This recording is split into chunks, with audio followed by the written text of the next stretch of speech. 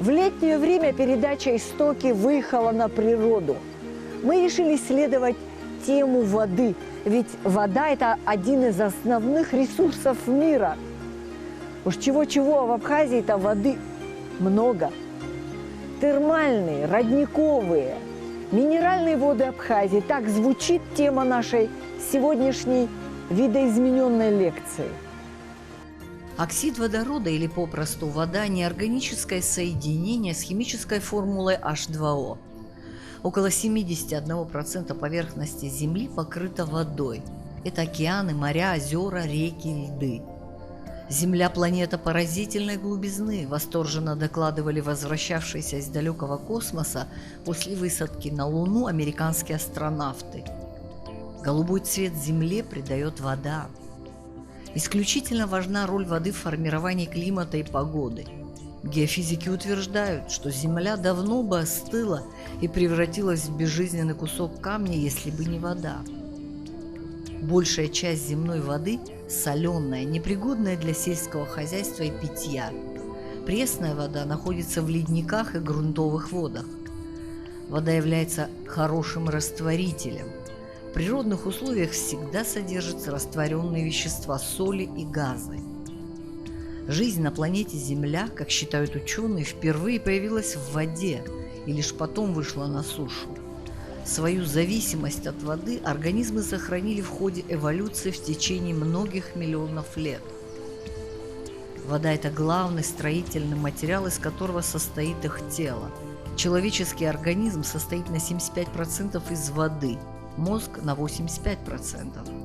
Отсутствие воды в течение 8 дней заканчивается смертью от обезвоживания. Самые последние исследования показали, что вода является и носителем информации, а значит, может воздействовать на нас. В современном мире, когда идет битва за природные ресурсы, вода приобретает серьезное значение. Общеизвестно, кто владеет нефтью, тот владеет богатствами, ну а кто владеет водой, тот владеет самой жизнью. Нет сомнения, что в будущем значение воды будет возрастать. Уже сейчас население нашей планеты испытывает недостаток в чистой воде. Абхазия – земля, текущая молоком и медом. Она буквально вся испещрена реками и озерами, не говоря уже о том, что находится на побережье огромного водного бассейна под названием Черное море.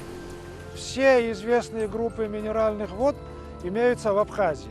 Это углекислые воды, это железистые воды, мышьяковистые воды, затем радоновые воды, бор содержащие, йодобромные и так далее. Особый интерес вот из всех вод, существующих в Абхазии, представляют следующие группы. Вот, углекислые – это Ауатхарская вода, это Саакенская группа вод, это Ацгарская группа вод, которые расположены в Кадорском ущелье. Высокотермальные воды, вот там, где мы сейчас находимся, село Кутол, Кындых и другие. Затем имеют большое значение радоновые воды, это Творчал и так далее. Надо сказать, что из всего количества существующих минеральных вод в Абхазии подавляющее большинство являются питьевыми. Вот. Но здесь вот я должен сказать, что наши природные богатства, мягко говоря, используются недостаточно. Особенно в аспекте экспорта питьевых минеральных вод, именно минеральных вод, питьевых минеральных вод. А в то же время наши минеральные воды практически ничем не уступают таким всемирно известным, как французская Виши, там, кисловодский Нарзан, Нафтуся там, и так далее. Знаете как, вот иногда, не иногда, обидно смотришь телевизор и рекламируют боржомскую воду практически по всем каналам российским. А вот Ауатхарскую воду, к примеру, знают только вот местные жители и гости нашей страны. Ее нигде не рекламируют, хотя по своему составу и по своему лечебному эффекту она превосходит боржомскую воду. Это говорит о том, что вот нет экспорта. Мы уже небольшой опыт в этом плане имеем, вот совместно с консервным заводом, который выпускает Ауатхарскую воду. Мы им подготовили бальнеологическое заключение, но по их вот, информации мы знаем, что вывести воду очень тяжело, но стараться надо. Стараться надо. Кроме того, значит, наши вот эти все минеральные воды, они делятся по нескольким подгруппам. Вот, есть лечебные, есть лечебно-столовые, есть столовые воды. Вот разница в них зависит от минерализации. Лечебные воды, минерализация от 8 до 12 мг процентов. Если это лечебно-столовая вода, то где-то от 2 до 8 мг процентов. Ну и столовая вода – это от не менее 2 мг на литр. Но вот во всех этих случаях минерализации могут быть меньше, но зато может быть большое количество органических веществ, которые при различных заболеваниях имеют большое эффективное значение.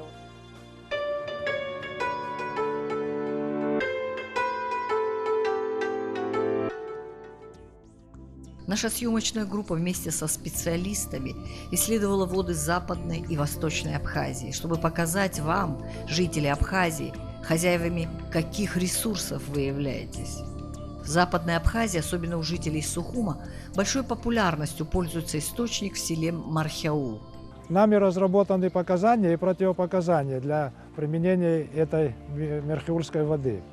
Первое, где вот особо хороший и большой эффект от применения этой воды, это система мочеполовая. То есть при заболеваниях этой системы применение этой воды дает наиболее такой весомый эффект. Показания какие? Это мочекаменная болезнь, почечно-каменная болезнь, пилонефриты, циститы. Затем последствия вот после операции по удалению камней там, и так далее. То есть заболевания мочевой системы. Здесь надо сказать еще и о том, что эту воду применять надо при комнатной температуре и где-то 300-400 мл 3 раза в день за час-полтора до еды. Но так как эта вода лечебная, надо знать, что вот просто так, ее не обследовав организм, принимать эту воду не рекомендуется. Во всяком случае, мы не рекомендуем. Почему? Эта вода очень хорошо выводит песок из организма, выводит мелкие камни. Но может такое случиться, что в почках образуются камни больших размеров, то есть от 5 миллиметров до 6 и так далее. А поскольку эта вода обладает таким свойством, как выделять, выводить из организма камни и песок, она может двинуть с места вот этот камень, и он где-то в мочевых путях может застрять. Тогда не польза будет, а будет катастрофа. Поэтому мы предлагаем и мы просим вот всех, кто пользуется этой водой, прежде чем ее использовать, обследоваться хотя бы у специалиста, вот уролога, чтобы могли мочеполовую систему исследовать, и потом можно ее пить. Мы периодически исследуем воду, измеряя дебит воды и температуру в скважине.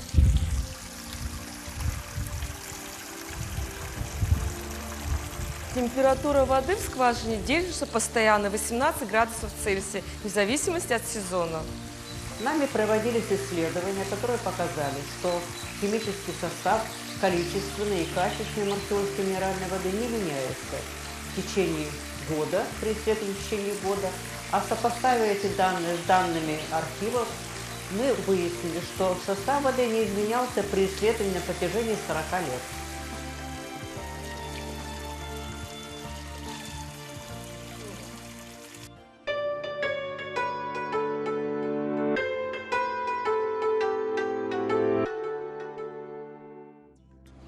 Еще большей популярностью в народе пользуется источник в селе Бабушара.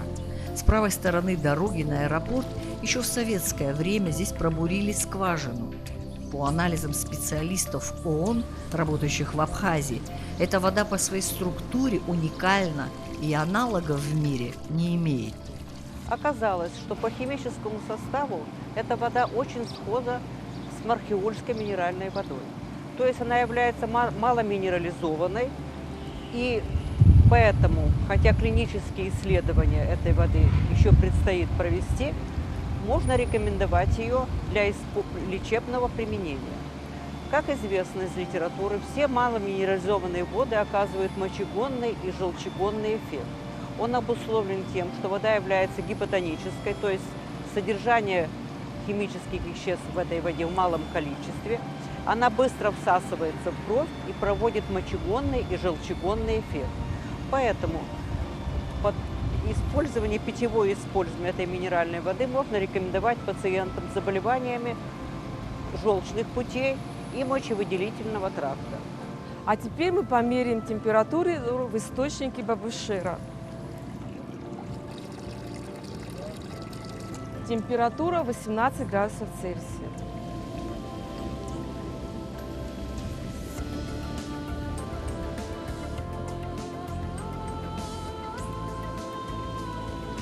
Исследуя ресурсы Абхазии, российские специалисты в районе села Кындык пробурили 100-метровую скважину.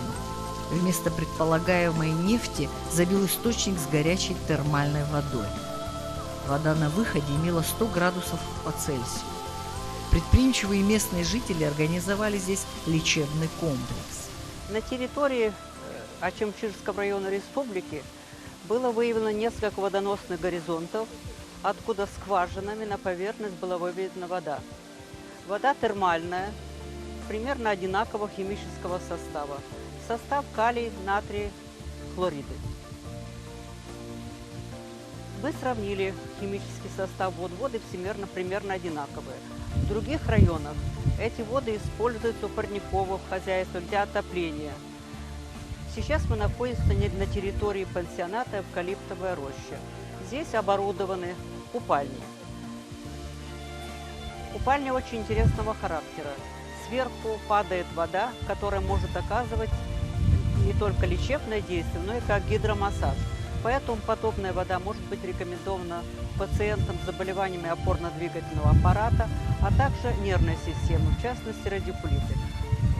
Раньше такие процедуры принимало местное население. Сейчас очень много народа приезжает, и отдыхающие, и жители центральной части республики. Однако наши специалисты не рекомендуют на источнике в селе Кындык использовать грязи, ввиду того, что радиация здесь повышена в несколько раз. Следует отметить, что радиационный фон около высокотермальных скважин несколько повышен. Также следует отметить, что грязь тоже имеет некоторую радиоактивность. Поэтому увлекаться грязью я бы не советовала, максимум 10-15 минут.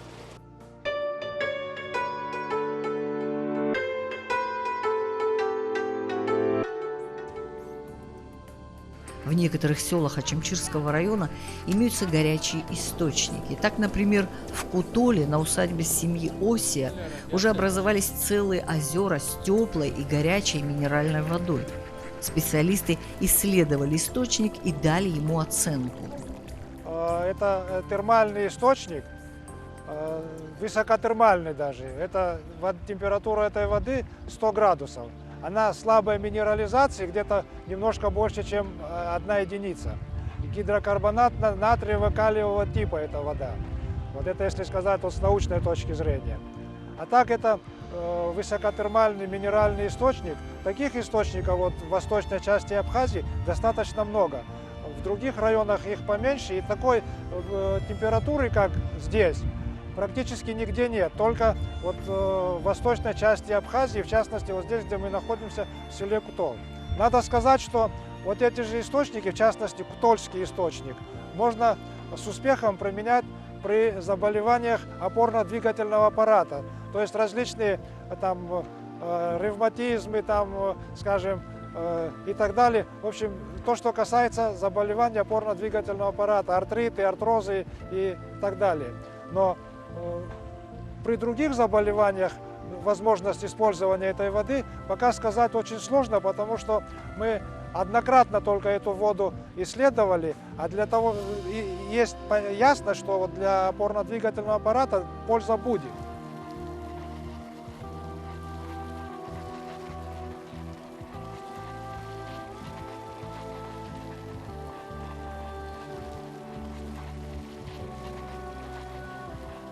Вот вы видели вот этот источник, который исходит в 50 метрах отсюда, горячий, высокотермальный источник.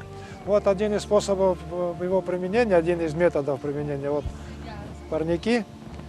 Если вот вы зайдете туда, там уже разница в температуре, несмотря на то, что тепло, там еще теплее, градусов 20-25, а зимой это как раз то, что нужно для производства там овощей, там огурцы, помидоры там, и так далее.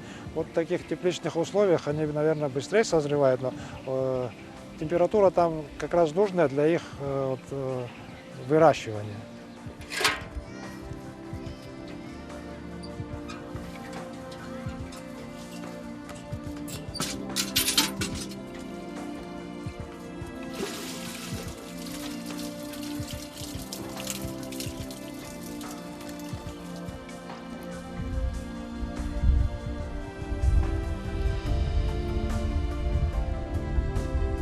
Наш путь идет дальше, в Кодорское ущелье.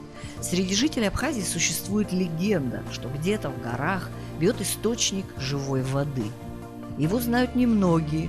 Они приезжают туда, пьют и исцеляются. Так как вода источника обладает необыкновенными свойствами и мощной энергетикой.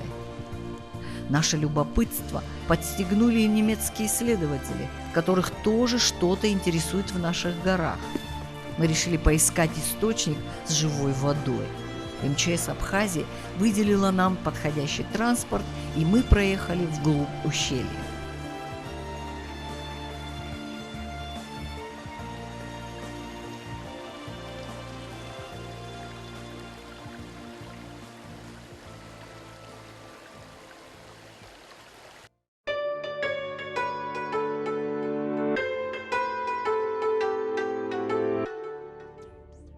Сначала немного истории. Река Амткял, или Холодная речка, испокон веков протекавшая по ущелью, впадала в реку Джанпал. Но в 1891 году в результате землетрясения произошел обвал скальных пород, который запрудил речку. В результате катаклизма образовалось всем известное озеро Амткел. Однако наша цель – источник, протекающий где-то в этой местности. Поэтому мы пошли вброд реки Холодная речка. Мы находимся в мертвой долине реки Амткел. До 1893 года, когда произошел так называемый Цибельдинский провал, и выше нас образовалась естественная плотина, соответственно, образовав озеро Амткел, здесь текла большая полноводная река. Сейчас из-под завала вытекает вот эта речка, она на картах называется Холодная речка. И мы видим внешние признаки того, что она содержит железо. Вот эти коричневые образования, вот эти вот, это окислившееся железо. Вот образец, который я брал раньше, оно приобретает путем окисления красный цвет, в себя приобретают окаменелости, содержащиеся в известняке. Сам известняк остается серым, потому что он растворяется. Вода его растворяет, а вот эти нерастворимые образования, они показывают. Вот это внешние признаки содержания в этой воде железа. Это русло интересно еще и тем, что здесь образуется как бы двухэтажное течение. Часть воды протекает по поверхности, часть под землей. Мы видим, как Холодная речка уходит под землю. Данная конкретная пещера имеет два названия. Одно название «Большая медведица», другое название «Водопадная». Так она упоминается в местной прессе. Дальше она имеет небольшой 12-метровый водопад, где эта вода уйдет каскадом вниз и уходит в глыбовый завал. Это место, это мощный карстовый район, глубина пещеры расположена неподалеку, холодная пещера, она 300 метров изучена на эту глубину. Изучение ее продолжается. Еще здесь есть несколько пещер, пещера камнепадная и еще несколько замытых входов в пещеры, которые пока названия не имеют. Их надо исследовать и изучать дальше. В Кадорском ущелье достаточно большое количество горных климато-бальнеологических курортных местностей. Это Ацгара, Саакен, Гвандра, Чхалта, Башкапсара и многие другие. В каждой из этих местностей курортных имеются источники минеральных вод, практически в каждом. Эти воды в основном питьевые, и в основном они углекислые и железистые. Вот на сегодняшний день для нас, для науки и для медицины, наибольшее значение имеют Саакенская группа вод и Ацгарская группа вод. Это связано с тем, что мы успели за это время изучить вот эти воды. Но остальные, так же как и вот эти группы вод, вернее всего, что будут практически такого же состава. Они, вот эта Саакенская и Ацгарская группы вод, мало минерализованные, слабокислые, железистые, углекислые, и в нем достаточно большое количество магния. Если сравнить, скажем, количество магния вот в этих водах с Аватховской водой, то здесь почти в 2 раза количество магния будет больше. Но учитывая, что вот эти воды, Саакенская, Ацгарская группа вод и другие воды, которые находятся в Кадорском ущелье, они по составу сходны с Аватховской водой, поэтому можно сказать, что они применимы в лечебном понятии, понимании, так же, как и Аватховская вода. То есть и Ацгарская группа, и Саакенская группа вод наиболее эффект хороший дают при заболеваниях желудочно-кишечного тракта. Я сейчас не буду перечислять эти заболевания, потому что о них уже много сказано. Кроме того, есть эффекты при заболеваниях мочеполовой системы, нервной системы, сердечно-сосудистой системы. Это все то, что касается вот этих вод. Наш путь проходит по дну ущелья. Слева и справа стены из известняка. Самшитовые рощи, обвитые мхом, потрясают воображение. Ощущение, что ты попал в какую-то древнюю сказку.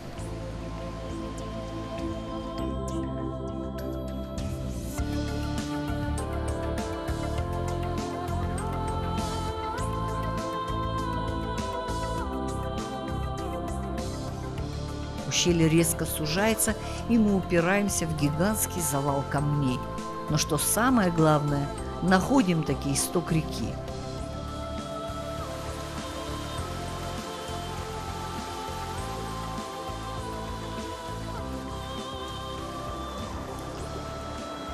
В Абхазии очень много источников с водой разной. Но только один источник обладает той самой живительной, волшебной силой. Ведь такая вода, как известно, она исцеляет людей и наполняет их необыкновенной энергетикой. Но что самое интересное, свои волшебные свойства эта вода имеет только у истоков. Когда идут воды дальше, она теряет свою силу. Поэтому очень важно выпить ее у самого истока.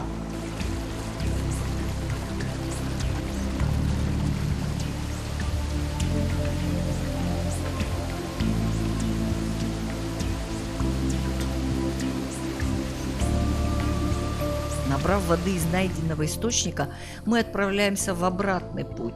Нам предстоит сдать пробу воды в лабораторию государственной экологии, чтобы определить ее состав. Среда может быть кислая, щелочная, нейтральная. pH-метр. В Центр экологического мониторинга была представлена вода из Кадорского ущелья Амкельского завала. Вода мало минерализованная, очень мягкая. Единственной характерной особенностью является присутствие железа в концентрации 0,35 мг на литр. Этим подтверждением даже является наличие камней с красноватым оттенком, которые находятся около этого источника. Таким образом, оказалось, что Черная речка по составу воды не является идентичной озеру Амткел, а имеет самостоятельное происхождение. Однако по наличию газов и минеральных веществ в ней ничего необычного анализ не обнаружил. Подавив в себе разочарование, мы, однако, поинтересовались, есть ли в Кудурском ущелье источник с необычными показателями. О таком здесь слышали, и даже есть довоенные исследования, которые подтверждают, что на территории села Сакен бьет источник, в котором обнаружено большое количество магния. Это вещество, продлевающее жизнь. Может быть, это и есть тот самый источник с живой водой? А может, им является башкапсарская вода Аданга? Ведь, согласно московским исследованиям, Аданга стимулирует иммунитет и замедляет старение. Этот источник находится там же, в Кадурском ущелье, так называемый Сакенский источник. Но мы ни разу его не исследовали. Это просто я опираюсь, что там много магния, исходя из архивных данных.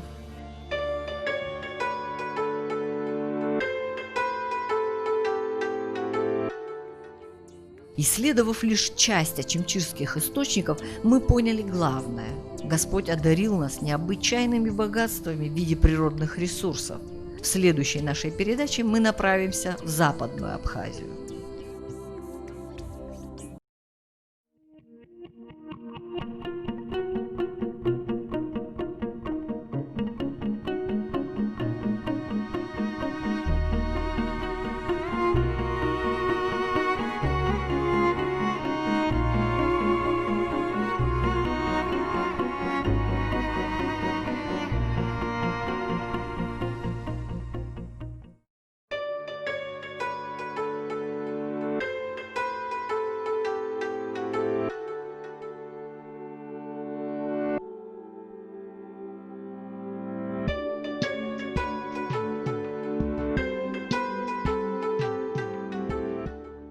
Вода, у тебя нет ни цвета, ни вкуса, ни запаха. Тебя невозможно описать.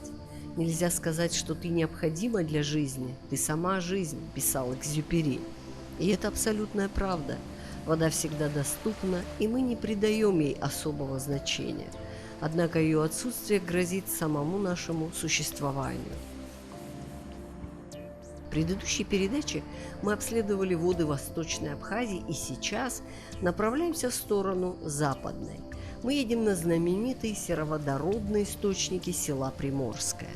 Этот источник был выявлен в ходе определенных работ в середине 20 века, где-то на стыке 40-х, 50-х годов.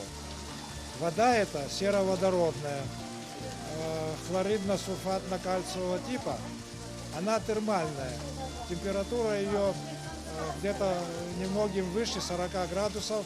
Дебит воды около 60 тысяч литров в сутки. Здесь надо сказать, что суммарный дебит всех вод в Абхазии составляет свыше 15 миллионов литров в сутки. Представляете, какая цифра огромная.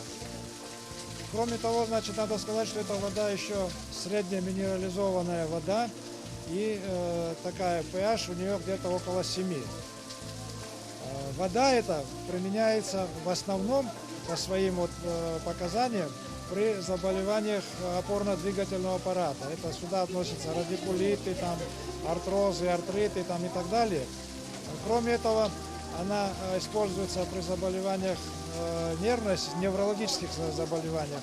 Там может быть там, ишиазы, невралгии, различные невриты, неврозы и так далее. И при сердечно-сосудистых заболеваниях также применяется, но здесь надо, как и при всех других случаях, полностью обследовать и так принимать вот это лечение. Я что хочу здесь добавить еще? Вот эта местность, где мы находимся, она считается климато-бальнеологической приморской местностью. Почему климата? Потому что здесь уникальный климат, он лечебный. Почему бальнио, видите сами, это ванны И почему Приморское? Вот море здесь рядом. Вот. Надо сказать, что вот таких местностей, таких вот мест в Абхазии достаточно много. Недостаточно много, а если вот посмотреть на все Черноморское побережье Абхазии, то это сплошная курортная местность, сплошной курорт. То есть, а курорт, как известно, в переводе с немецкого означает лечебное место. Так вот, Абхазия вся – это лечебное место. Почему? Потому что по всей территории Абхазии климат благоприятный, море, пожалуйста, минеральные источники, пожалуйста. А что надо больше для того, чтобы поправлять свое здоровье? Но учитывая все вот эти вот уникальные рекреационные возможности нашей страны и, кроме того, уникальные природные лечебные факторы, которые существуют в Абхазии, мы считаем, что давно уже назрел вопрос возрождения санаторно-курортных учреждений.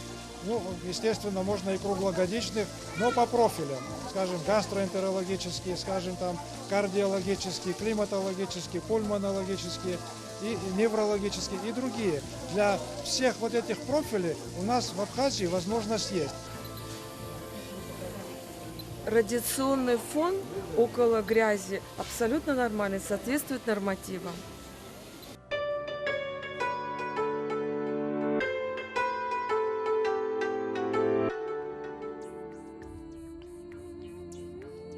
Продвигаясь дальше по автотрассе, натыкаемся на питьевой источник, расположенный у дороги в совхозе «Дружба». Эта вода очень популярна среди жителей Гудаутского района. Этот источник, именно источник, не скважина, питьевого назначения.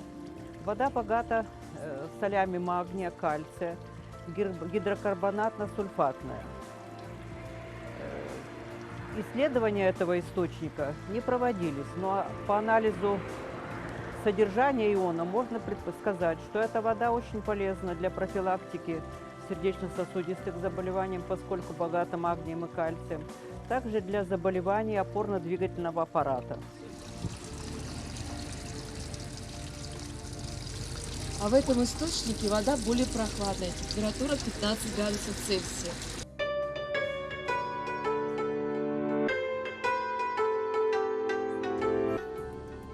Дальше мы взяли курс на форелевое хозяйство, расположенное на левом берегу реки Мчишта. Здесь уже давно успешно выращивают речную форель под названием радужная. Эта рыба может жить только в чистейших водах. Место выбрано не случайно. Для производства не нужно электричество. Вода идет самотеком и, конечно, всему благоприятствует микроклимат ущелья. И если после войны функционировало только 4 бассейна, то на сегодняшний день зарыблено уже 12 прудов. Для выращивания радужной форели в этой воде, в самой этой речке, это нормально для выращивания, потому что эта вода, обогащенная кислородом, выше нормы, вода чистая, холодная. Это то, что любит радужная форель. Форель только в проточной воде живет. Только. Температура воды постоянная, и чтобы проточность была, это самое главное. Здесь, в ущелье, нас интересует не только рыба. Река Мчишта вытекает из гигантского Ваклюза. Это место манит многих спелеологов и гидрологов. Однако исследовать его крайне сложно, так как вода бьет из-под скалы. Накануне здесь прошел ливень, и река Мчишта показала нам свой бурный нрав. Название Ваклюз происходит от небольшого французского округа Воклюз, где впервые было описано это явление, когда из-под земли вырывается большой источник воды, который представляет собой терминальный участок выхода из-под земли подземной реки. И в этом случае мы имеем совершенно аналогичное явление. Река Мчишта представляет собой выход пещерной реки, подземной реки наружу. Она представляет собой часть одной из крупнейших карстовых гидросистем не только нашей страны, но и мира. Потому что наши пещеры и наши карстовые гидросистемы являются крупнейшими в мире. Река Мчишта берет свое начало на вершине Бзыбского хребта. Вершина Бзыбского хребта, если смотреть на нее сверху, то она представляет собой почти лунный пейзаж, потому что она усеяна карстовыми воронками.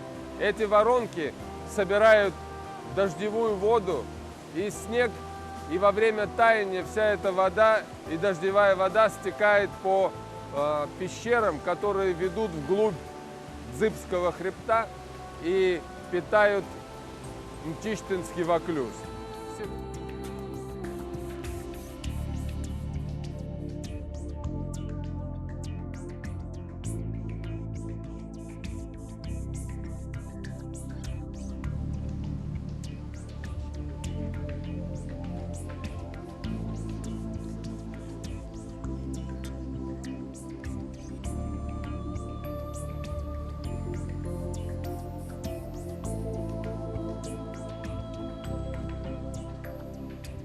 Количество ваклюзов в Абхазии достаточно велико, но следует указать, что некоторые наши ваклюзы, они открываются не так, как Мчишта из-под скалы и затем несут свои воды к морю.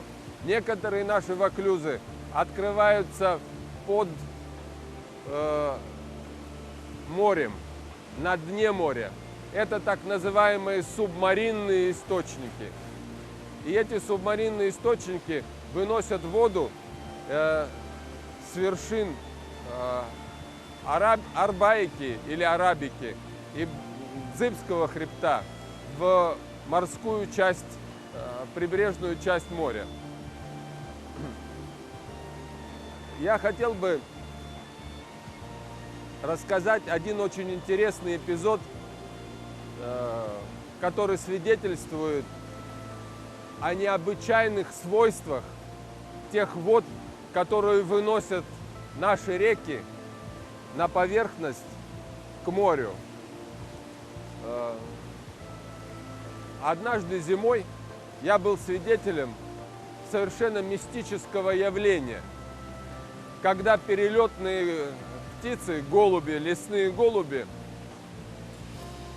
пили воду из такого субмаринного источника, который поднимался со дна моря. Потому что в силу того, что зимой вода оказывается теплее морской воды, она поднимается к поверхности в силу того, что она менее плотная.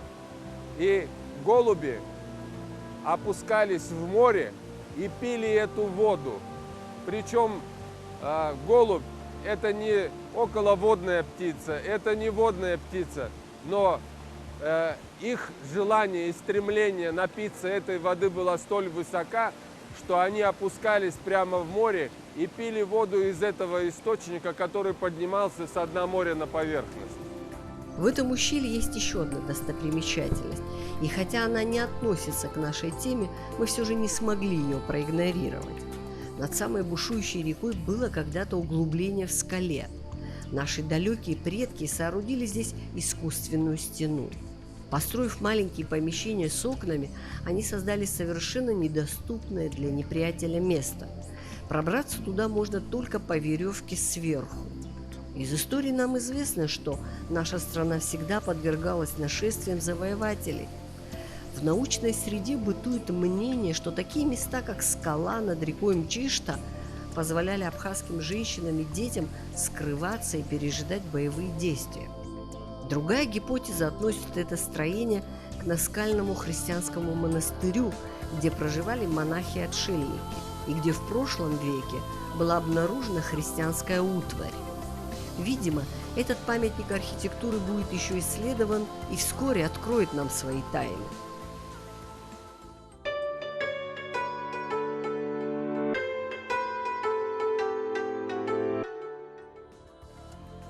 Исследуя воды республики, мы на машине МЧС Абхазии направились в сторону Рицинского реликтового национального парка. Вообще надо сказать, что 10% территории нашей республики занимают заповедники. Это очень много для маленькой Абхазии. И первый водоем на нашем пути – Голубое озеро. Голубое озеро карстового происхождения. Площадь его 180 квадратных метров, а глубина 76. Озеро питается водами подземных рек, истоки которых находятся на склоне горы. Легенда гласит, дно Голубого озера покрыто драгоценным камнем-лазуритом. Легенда легендой, но, скорее всего, голубизна достигается благодаря кристально чистой воде. В советское время здесь снимали фильм «Земля Санникова», ведь в самом центре озера имеются очень глубокие водовороты. Дорога берет круто вверх по серпантину, и вот мы уже на площадке озера Рица. И хоть место это знакомо, в первые минуты застываешь перед величием этого гигантского водоема и склонившихся гор. 250 лет тому назад часть горы Пшигишха обрушилась в реку Лашепсе и запрудила ее. Таким образом образовалось озеро Рица. Оно ледниково-тектонического происхождения. Длина этого озера 2,5 километра, ширина 850, а глубина 131 метров. В самые суровые зимы озеро замерзает. Здесь водится форель. Представьте себе, гигантская чаша кристально чистой пресной воды. Проехав по бездорожью еще 17 километров, мы подошли к левому берегу реки Ауатхара. Здесь, на высоте 1650 метров над уровнем моря, находится скважина со знаменитой и очень популярной в народе минеральной водой. Зная, что показатели воды меняются каждый год, наши специалисты провели анализы ауатхарской воды и дали ей оценку. Главный источник был впервые исследован в 1933 году и выявлен его физико-химический состав. Оказалось, что минеральная вода этого источника очень близка к минеральной воде Виши во Франции и Боржоми. Проведя сравнение химического состава этих вод, было показано, что наша вода аватхарская имеет температуру более низкую, потому что находится на склоне Кавказского хребта, а Виши 42 градуса температура. Имеет меньшую минерализацию, но зато имеет больше гидрокарбонатов. Кроме того, в этой воде имеются также имеющиеся в воде микроэлементы в большем количественном составе. Ауатхарская вода, основное ее применение, основное показание к применению – это заболевание желудочно-кишечного тракта. То есть язвы желудка, гастриты, там, заболевания печени там, и так далее, и так далее. В этом случае эта вода дает максимально хороший эффект. На правом берегу реки находится другой источник, в народе именуемый глазным. Анализ этой воды показал повышенное содержание железа и кремниевой кислоты.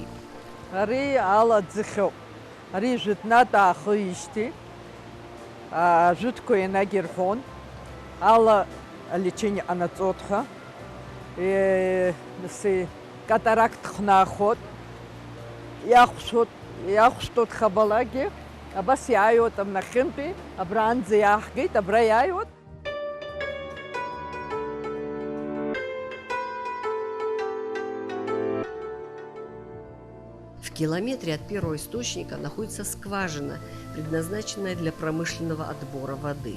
Этим занимается организация «Минеральные воды Абхазии». Каждое утро сюда поднимается машина и совершает отбор воды из баков-накопителей. Об этом более подробно мы расскажем позже. А пока мы пытаемся понять, почему в этих источниках стала часто пропадать вода. Мнения разные. Кто-то предполагает, что засорились скважины, кто-то опасается, что запасы воды иссякают.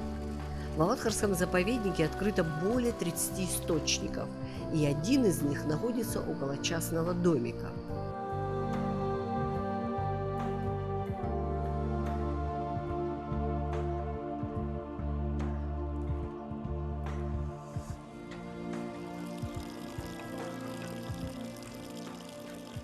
Обещаю вам бой, Абря айрох чизыке наго. Ну шудрох чига мачх. Аха зенгип хнига вишау бо абашай. Южир ю пархагед. Абажва кум здесь на хунксы. А ямзу, сапан ямзу, это убежал. Анализ этого источника показал, что реакция среды понижена, то есть это самая кислая вода из имеющихся.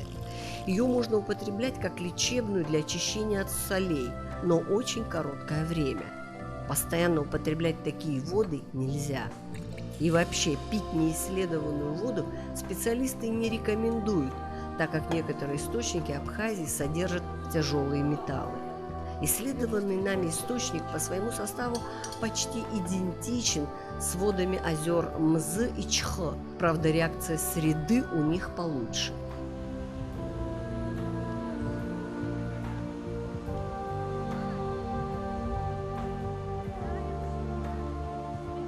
Вода в высокогорной зоне – это что-то особенное.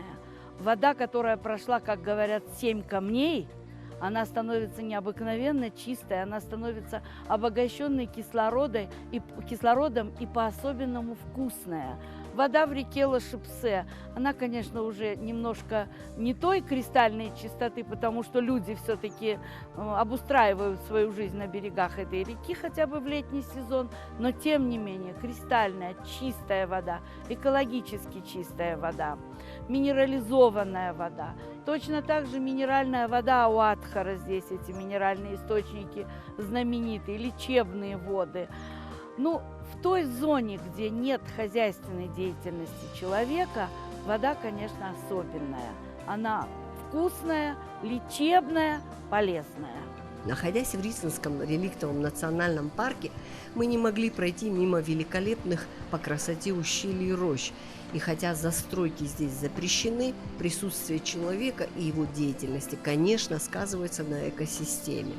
Вот мы сейчас с вами стоим на фоне таких реликтовых древних растений, которые дошли до наших дней с древних геологических времен, как, например, клен Сосновского. Вот здесь на поляне, где мы стоим, вы видите крестовник. Вот с желтыми листьями он только-только зацветает. Уникальные по своим размерам пихты кавказские. Вот видите макушки деревьев, вот они стоят. Буки необъятного размера в обхвате. То есть все это составляет особый интерес и уникальность. Сохранились еще леса, не тронутые вообще рукой человека, то есть эталонные леса, эталонные пихтарники здесь и множество других цветковых растений, луга альпийские, которые изобилуют необыкновенной красоты растениями. Это и буквица абхазская, и буквица крупноцветная, это и лилия кесельринга, и водосбор олимпийский.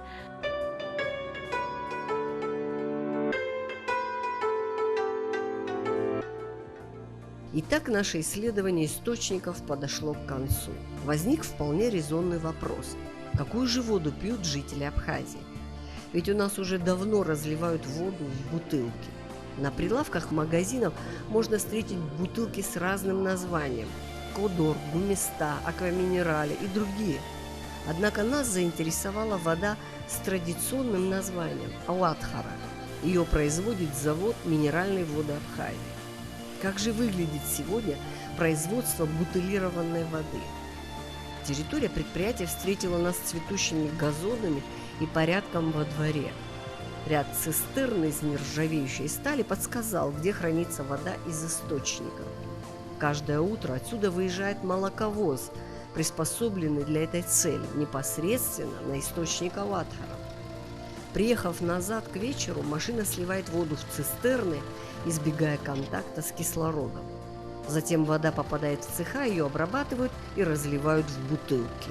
Все жители Абхазии, набиравшие воду из источника, заметили, что она через некоторое время мутнеет и в ней появляется осадок в виде хлопьев. Однако мы пьем воду в бутылках абсолютно прозрачную. Оказалось, что здесь, на заводе, ее прочищают через фильтры и насыщают газами. Бутылки этого производителя ни с кем не спутаешь. Они имеют изящную форму и удобны в быту. Удивила стерильность производства и чистота помещений. Наш завод в течение года мы до 400 тонн минеральной воды Аватхары мы производим. Также питьевую воду, конечно, на порядок меньше, где-то около 200 тонн. Но выходя на российский рынок, мы можем вдвое-трое увеличить это все. Под маркой «Минеральные воды Абхазии» выпускается более 30 видов продукции. Из них 10 видов в стекле. Это лечебная минеральная вода Аватхара и питьевая вода Сухумский родник, а также 8 видов сладкой продукции. На этом заводе сами производят пластиковые бутылки. Здесь установлена линия, которая из заготовок раздувает обычные пластиковые бутылки. Это производство для Абхазии новое. Также мы выпускаем пластиковые тары в 600-граммовых бутылях, более 10 видов. Также в 1,5-литровых более 10 видов. Также мы выпускаем в 5-литровых бутылях чисто родниковую воду Сухумский родник. Пока на заводе идут пусконаладочные работы, должны запустить еще несколько линий. После их завершения минеральную воду Аватхара планируют вывозить в Москву. Продукция предприятия «Минеральные воды Абхазии» участвовала в агропромышленной выставке в Москве. Все 6 видов продукции стали номинантами, завоевав золото, серебро и бронзу.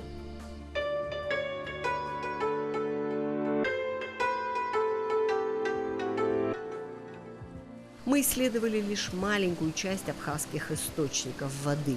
На самом деле их значительно больше, до 170.